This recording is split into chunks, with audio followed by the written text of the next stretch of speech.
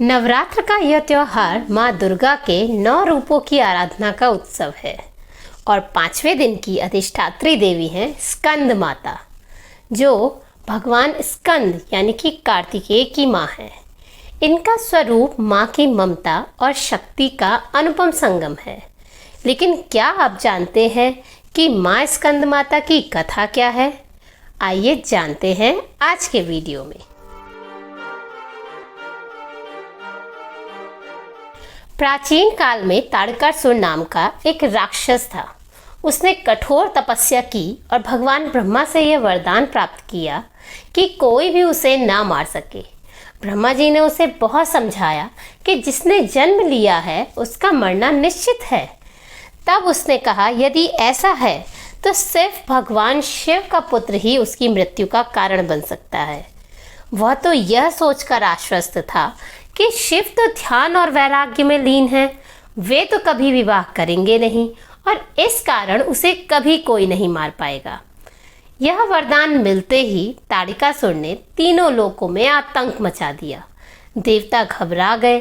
वे तुरंत भगवान विष्णु की शरण में पहुंचे।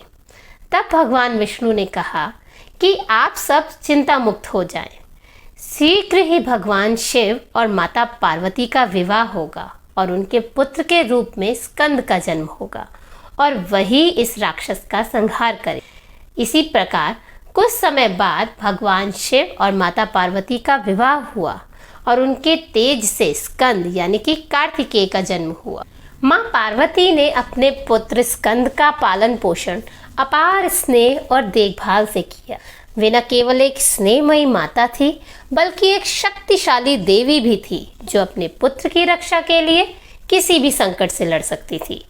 जैसे जैसे स्कंद बड़े हुए, उन्हें शास्त्र कला व शस्त्र विद्या में निपुण बनाया गया। जब ताड़कासुर का आतंक बढ़ गया तो देवताओं ने भगवान कार्तिकेय से प्रार्थना की कि अब वे इस असुर का अंत करें। तब स्कंद माता ने अपने पुत्र को युद्ध के लिए आशीर्वाद दिया और कहा कि जाओ पुत्र, अधर्म का अंत करो और संसार में धर्म की स्थापना करो। अपनी माँ स्कंद माता के आशीर्वाद से कार्तिकेय ने देव सेना का नेतृत्व किया और महायुद्ध में उतर गए।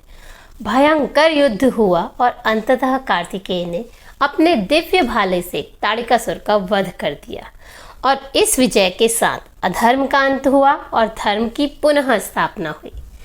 इस महायुद्ध के पीछे सिर्फ एक योद्धा ही नहीं बल्कि उसकी माँ स्कंद माता का आशीर्वाद और शक्ति भी थी।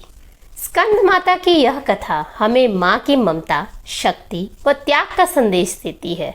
एक माँ ही अपने पुत्र को सही दिशा दिखाती है और उसे धर्म की राह पर आगे बढ़ने का संबल प्रदान करती है। स्कंद माता की उपासना से संतान सुख, बुद्धि, ज्ञान व शांति प्राप्त होती है। वे सिंह पर विराजमान होती हैं, जो अभय और शक्ति का प्रतीक है। उनके हाथों में कमल है, जो शुद्धता व आध्यात्मिक जागरूकता का दर्शाता है। जो भी भक्त सच्चे मन से माँ स्कंद माता की आराधना करते हैं, उनके जीवन में सुख, समृद्धि व आध्यात्मिक शांति हमेशा बनी रहती है। तो अंत में हमारी यही कामना है कि आप सभी पर माँ स्कंद माता की कृपा हमेशा बनी रहे। धन्यवाद।